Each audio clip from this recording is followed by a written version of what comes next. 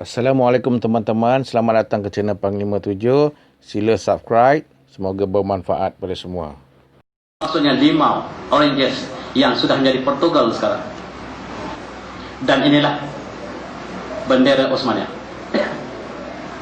Di sebelah kiri ini yang masih menjadi bendera Turki ialah bendera Osmania yang simbol kepada kerajaan Islam yang terbesar ketika itu. Dan bendera Aceh ialah bendera yang sama, cuma diletakkan pedang. Bendera Melaka masih sama seperti bendera Turki sekarang. Melaka ketika Sultan Melaka masih menggunakan bendera yang sama. Bahkan Filipina juga menggunakan bendera yang sama. Maksud kita namanya itu Kerajaan Sulu. Dan di Moko Al-Muluk, nama sekarang Maluku, juga kerajaan Islam yang menggunakan bendera yang sama. Maksudnya kita adalah Osmania. Tetapi tidak pernah ada satu buku pun di negara kita yang tulis bahawa negara kita berada di bawah Osmania, kecuali dengan rendah dirinya buku saya yang bertajuk Turki dan ada di belakang.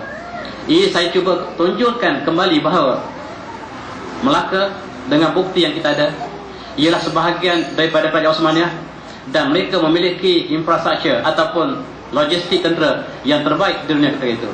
Dan ini diakui oleh Portugis. Portugis mengatakan ketika kami bertemu dengan orang Melaka, mereka mempunyai senjata yang lebih baik daripada negara kami dan lebih baik daripada Jerman. Jerman negara yang dibina oleh umat Islam.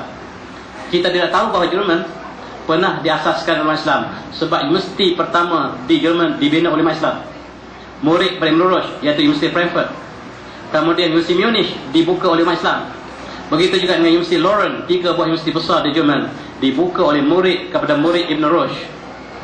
Dan Jerman telah membina teknologi yang tinggi. Kata Portugis, ketika kami menentang Melaka, kerajaan Melaka mempunyai senjata secanggih Jerman. Dan rupa-rupanya senjata yang ada Jerman, senjata yang ada Melaka berpunca daripada Osmania. Itulah kekuatan umat Islam ketika itu. Umat Islam bukan jatuh kerana senjata, tetapi kota Melaka tidak rubuh, tapi kota Melaka dirubuhkan daripada dalam. Pengkhianat yang sentiasa berlaku dalam sejarah Melayu. Kita lihat kapal yang terbesar di dunia ketika itu. Ini kapalnya, namanya Mandi Berendam, kapal Sultan Mansur Shah yang digunakan untuk ke Istanbul. Kapal ini sangat-sangat besar. Dia langgar kapal Portugis hancur. Dalam sejarah Portugis, kapal yang sebesar ini dia langgar, dia tak sedar pun ada kapal Portugis di bawah. Subhanallah. Ini lukisan Portugis, kota Melaka, kota yang sangat perkasa. Itu kotanya, kota batu, bukan kota kayu yang dibuat di Melaka sekarang. Dia kota yang sangat teguh. Tetapi kota ini tidak ada sama sekali, bekas pun tidak ada. Di manakah letak kota ini? Barangkali dalam laut, barangkali disembunyikan oleh Portugis, barangkali kota Melaka sekarang itulah kota Melaka yang asal. Wallahu alam, saya tak tahu. Tetapi inilah lukisan Portugis. Mereka datang kepung dan mereka berbaik dengan dalaman. Kota Melaka tidak pecah. Meriam yang digunakan oleh Sultan Melaka sekali tembak 10 kapal hancur. Dan oleh sebab itu, bagaimana untuk mengalahkan? Terpaksa mereka cari jalan lain. Berbaik dengan orang dalam istana. Sekiranya kami menang, kamu akan dilantik jadi bendahara. Inilah petualang yang mengalahkan Melaka. Sama juga seperti kerajaan Ming. Kota Ming tidak pernah runtuh. Tembok besar Cina, Ming, Islam tidak runtuh, tapi runtuh sebab tentera belot. Sejarah telah berulang. Orang Melayu selalu belot kepada perjuangan, dulu, kini dan selamanya. Kita lihat Portugis, namanya Afonso de Albuquerque. Dialah ketua gereja. Dia juga komandan perang. Dia dihantar untuk menghancurkan Islam sebelah timur. Islam di Spanyol telah hilang, dan mereka sangka Islam telah lupus di dunia. Mereka dapat mengetahui bahawa Mesir ialah bumi Islam, lalu mereka ingin ke Mesir dan menghancurkan Islam. Tetapi dia apabila sampai ke Tanjung Berharapan, dia diberitahu bahawa kerajaan Islam besar bukan di Mesir tetapi di Melaka. Dia datang ke timur, hancurkan India, kemudian terus ke Melaka. Melaka harus dihapuskan sebab Melaka ialah bandar terbesar di sebelah timur, pelabuhan yang terbesar, lebih besar daripada China. Sejarah telah berlalu dan mereka telah mengalahkan Melaka. Mereka merampas senjata orang Melaka seperti ini. Ini senjata orang Melaka yang tidak dipunyai oleh Portugis. Namanya berbagai nama, semuanya senapang yang menakutkan. Inilah senjata yang dirampas. Alfonso dalam sejarah Portugis mengatakan senjata yang kami rampas ialah sebanyak 3,000 seperti itu. Kami rampas sebuah meriam yang tak pernah dipunyai oleh sesiapa. Yang paling besar kedudukannya itu dipunyai oleh Sultan Melaka, yang tembak kapal Portugis hancur. Tetapi kenapa sejarah Melayu tidak ada? Sejarah Melayu berbeza dengan Portugis, dan sejarah Melayu ditulis oleh Tun Sri Lanang. Tajuknya Suratus Salatin, dan dia diisytiharkan buku karya agung Melayu seluruh dunia. Yang isytiharnya UNESCO. UNESCO ialah musuh Islam, oleh sebab itu dia tidak akan iktiraf buku yang menentang Barat. Buku yang bersama Barat inilah yang dinobatkan sebagai buku karya agung Melayu. Tun Sri Lanang. Ketika orang Islam Osmaniyah berpakat dengan seluruh umat Islam dunia melancarkan jihad apabila Melaka diserang oleh Portugis. Portugis menguasai Melaka, maka Melaka, Portugis di Melaka hampir kalah apabila Osmaniyah bersama dengan Aceh, bersama dengan Riau, bersama dengan Aceh, bersama dengan Maluku, bersama dengan Sulu untuk menyerang Melaka. Tetapi pengkhianat Melayu telah berlaku. Johor, kerajaan Johor, Riau, Lingga menjadi pengkhianat kepada perjuangan Islam. Perdana Menteri Johor namanya Tun Sri Lanang. Dia buat sultan yang merintah ketika itu di Johor. Kerajaan ini namanya kerajaan Johor, Lingga, Pahang, Riau, telah menjadi pengkhianat perjuangan Islam. Mereka bersama dengan Portugis menyerang kembali tentera Islam. Dan oleh sebab itulah Tun Sri Lanang tak pernah mengakui tentang kehebatan tentera Melaka. Dia mengatakan Melaka sangat lemah dalam strategi. Dia menggunakan keris dan juga lembing. Macam mana nak lawan Portugis yang ada segala cantik? Rupa-rupanya dia tali baru British. Tak pernah tahu Portugis. Sayang, inilah yang dihiraukan seluruh pustakaan di Malaysia yang terbesar bernama Tun Sri Lanang. Tetapi dia pengkhianat. Bila saya sebut dia pengkhianat, ada keterangan dia dalam majlis. Bangun, datuk kami adalah hero negara. Dan saya kata, anda kata adalah benar, saya kata tidak salah. Sebab saya merujuk pada manuskrip yang terkenal ataupun yang otentik. Dan di manakah rujukan anda? Hujah lawan hujah. Dalam penulisan sejarah, kita mesti ada hujah untuk kita letakkan sesuatu. Dan dia telah ditangkap dalam sejarah Aceh. Dia telah ditangkap oleh kerajaan Islam Osmaniyah yang gubernurnya Sultan Iskandar Muda Aceh. Lalu dia dihukum mati sebab dia melakukan borah penentangan terhadap kerajaan Islam yang sah. Tetapi Sultan Iskandar Muda sangat-sangat tasamuh. Dia mengatakan orang ini tidak faham Islam. Kita lantik mufti kita yang bernama Syekh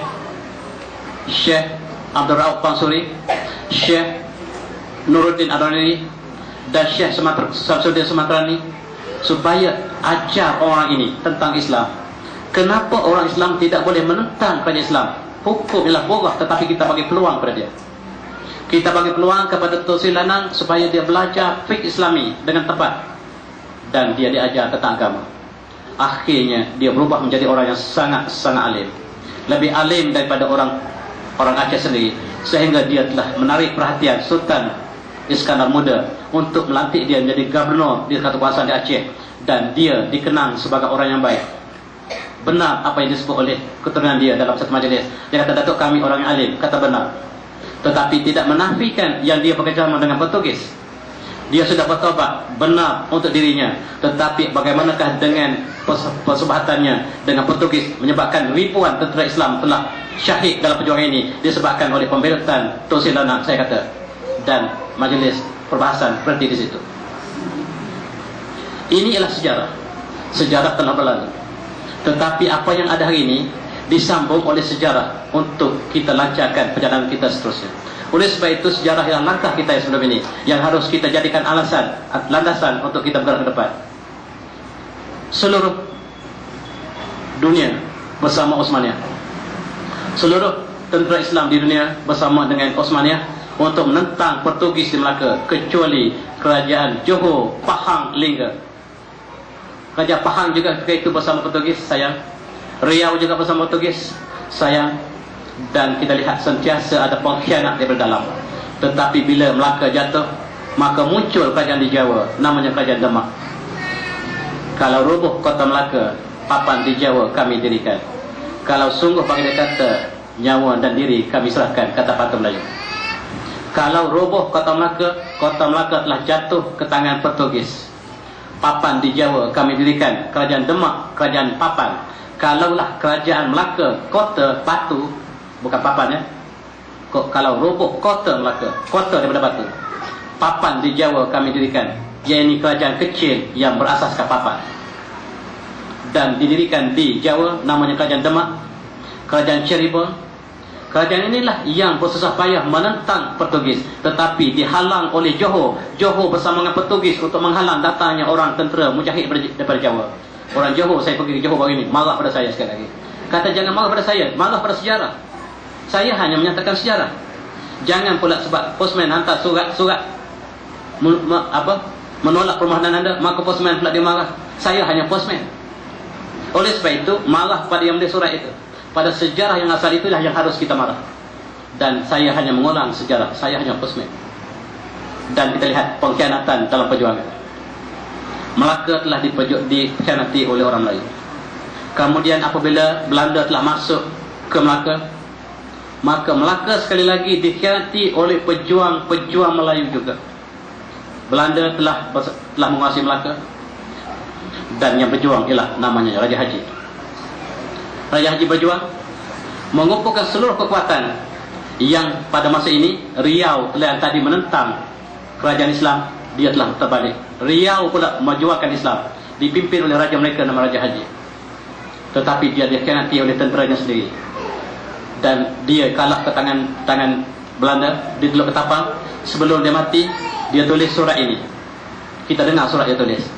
Dia berdoa kepada Allah, sekiranya perjuangan aku ini benar, surat yang aku tulis ini biarlah sampai dibaca oleh setiap anak Melayu. Dan surat dia tulis seperti ini. Dia kata pada hari ini, tanggal 19 Rejab bersamaan 17 Jun, di Tanjung Palas Teluk Ketapang, inilah warkah yang kutulis. Warkah ini kutulis di atas sejadah, menghadap kiblat dalam keadaan berwuduk setelah selesai solat dan doa panjang untuk sekalian umat Melayu. Al-Quran di sebelah kananku, kitab Dalil Al-Khairat di sebelah kiriku, badik pusaka di pinggangku. Sungguh demikian. Aku amat menyadari bahawa terdapat di kalangan armada perang Melayu yang aku satukan dan pimpin ini, terdapat golongan Melayu yang menjadi musuh dalam selimut, berwajah Melayu berhati Belanda. Usahlah ditanya bagaimana aku mengetahui, kerana tahu di angin turun lain. Apabila Allah menghendaki terjadi satu perkara, maka tiada siapa pun yang dapat mengelaknya. Raja Haji mengumpulkan tentera seluruh alam Melayu. Dalam tentera ada yang menerima rasuah Belanda. Mereka solat terakhir untuk perangan, solat untuk perjuangan jihad. Mereka sujud lama mohon doa kepada Allah, dan kawan bangun tikam kawan sebelah. Kawan bangun tikam kawan sebelah, itulah kekalahan tentera yang dipimpin oleh Raja Haji. Pengkhianat di dalam sejarah daripada Melaka awal. Ketika Melaka pertahankan di Portugis, mereka dikhianati daripada dalam. Ketika Portugis, mereka dikhianati daripada dalam. Ketika Belanda, mereka dikhianati daripada dalam. Dan ketika Inggris memerintah kita dikhianati sekali lagi daripada dalam. Tentera-tentera kita, polis mata-mata kita yang bekerja dengan Regimen Melayu, maaf saya, bekerja dengan British dan menentang pejuang-pejuang termasuk Tok Janggut, termasuk Datuk Bahaman yang berjuang untuk mereka negara ini. Mereka dianggap sebagai pengganas dan ditangkap oleh mata-mata yang dibiayai oleh British, dan kita merdeka, mata-mata ini dianggap sebagai hero negara, sedang mereka adalah tali baru British. Ini Aceh. Aceh ialah orang Campa yang kalah. Mereka sedang membentuk satu kerajaan yang besar. Ketika zaman Osmaniyah, mereka menjadi tentera yang paling kuat di Asia Tenggara. Aceh satu-satunya bumi yang tak pernah dijajah. Oleh sebab itu mereka memiliki kepahlawan Melayu asal daripada Campa. Hari ini kena lihat bangsa pahlawan, carilah orang Aceh. Mereka tidak akan menyerah kalah. Dan pusat sebelah timur pula ialah di Amanillah, yang terletak di Filipina sekarang, yang kemudian bumi ini telah dimurtadkan oleh Spanyol, kemudian dimurtadkan lagi oleh Amerika, sekarang telah menjadi Manila. Ya Amanillah telah bentukkan menjadi Manila, sebuah simbol kerajaan Islam yang terbesar di timur, telah menjadi bandar murtad 100%. Sayang, itulah sejarah yang malang orang Melayu. Kita sentiasa mencipta sejarah yang malang. Dulu, kini